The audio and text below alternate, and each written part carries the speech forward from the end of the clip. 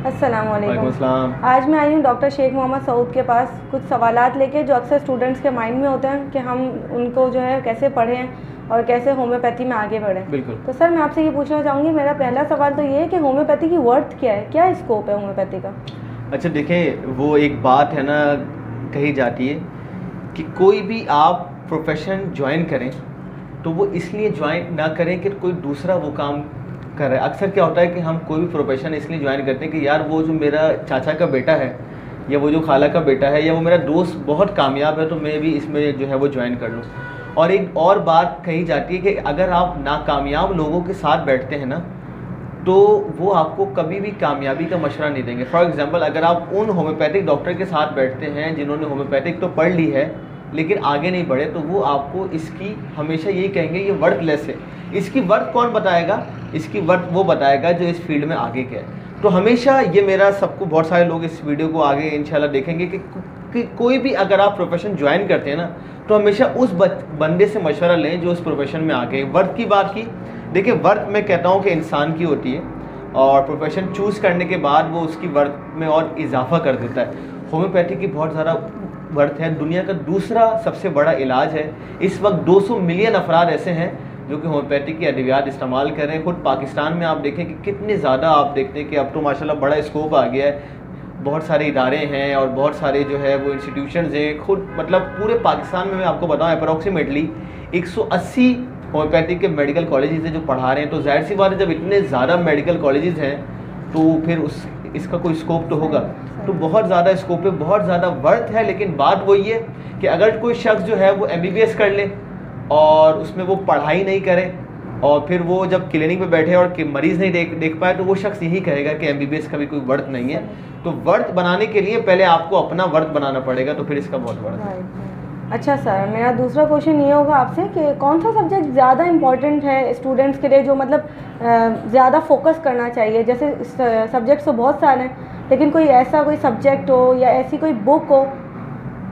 आपने बहुत अच्छा सवाल किया। वो मुझे एक जो है वो मजाक याद आया, एक जो लतीफ़ा है कि एक डॉक्टर के पास एक मरीज़ आया और मरीज़ ने जब उसको बीमारी का नाम बताया तो डॉक्टर ने कहा कि आपको तो वो बीमारी हो गई जो मैंने चॉइस में छोड़ दी थी।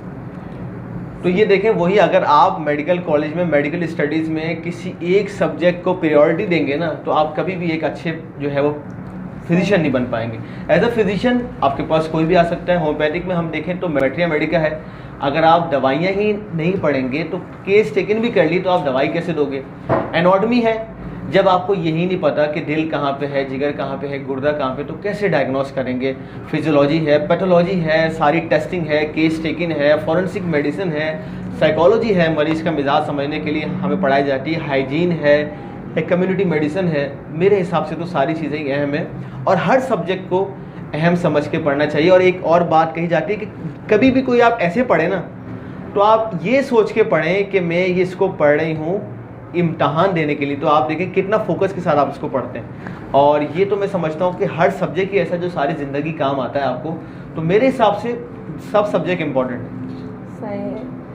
इसके अलावा सर आप मुझे ये बताएं कि मेडिसिन को पढ़ने का कोई ईजी वे जो आप बता सकें स्टूडेंट्स को, क्योंकि बहुत ज़्यादा कन्फ्यूजन हो जाती है, क्योंकि सब में जो है स्टमक सिम्टम्स होते हैं, फेस सिम्टम्स, आई मतलब हर मेडिसिन के सेम ये सिम्टम्स होते हैं, तो उसमें जो है कन्फ्यूजन हो जाती है कि जो है कौन सा सिम्टम किस मेडिसिन का है। बहुत अच्छा आपने सवाल किया। ये अक्सर बच्चों का सवाल है कि जब वो एकोनाइड पढ़ते हैं तो समझ में आ रही, जब उन्होंने बेलाडोना शुरू की तो आपस में मिक्स हो गई।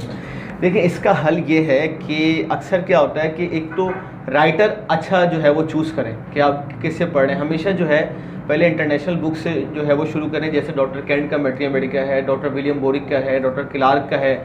और एक दवा को जो है वो सिर्फ एक किताब से ना पढ़ें। एकोनाइड को पहले आप डॉक्टर विलियम बोरिक से पढ़ें, फिर डॉक्टर कैंट से पढ़ें, फिर डॉक्टर क्लार्क से पढ़ें, तो आपको दवा की तीन तरीक़ों से जो है वो दवा समझ में आएगी। दूसरा इसका और हल ये कि जब आपने सब पढ़ लिया तो एक उस्ताद की रहनुमाई बहुत ज़रूरी है। फिर आप एक की नोट बनाएं कि आप क्या समझे और उस्ताद से पूछें कि ये जो मैंने समझा है क्या ये मैंने सही जब समझा। फिर वो जो आपको वो कहते हैं ना कि आप जो है वो फीमेल है, आप इसको बेहतर समझती है कि सालन बन गया, लेकिन जब तक भगाड़ नहीं लगाएंगे उस पर तो उसका टेस्ट नहीं आ पाएगा। तो इसी तरह आपने सब पढ़ लिया लेकिन जब तक उस्ताद कोई आपको ट्रिक नहीं देगा ना तो वो आपको मेडिसिन समझ नहीं आएगी। तो उस्ताद की सरबराही बहुत ज़रूरी है। तो हर पढ़ने के बाद मैं आज भी अपने उस्तादों से पूछता हूँ कि भाई ये इसका क्या जो है वो चीज़ें हैं, तो वो भी करें ताकि चीज़ें बेहतर हो सकें। सही, बहुत शुक्रिया डॉक्टर मोहम्मद सऊद। मैं आपसे इजाज़त चाहूँगी। इसके अलावा अगर आप लोगों को कोई भी सवाल हो, स्टूडेंट्स के माइंड में अगर कोई भी क्वेश्चन हो, तो आप लोग मुझे कमेंट सेक्शन में बता सकते हैं। दोबारा हम मिलेंगे आपसे मज़ीद सवालों के साथ। शुक्रिया। इंशाल्लाह। अल्लाह हाफ़िज़। अल्लाह।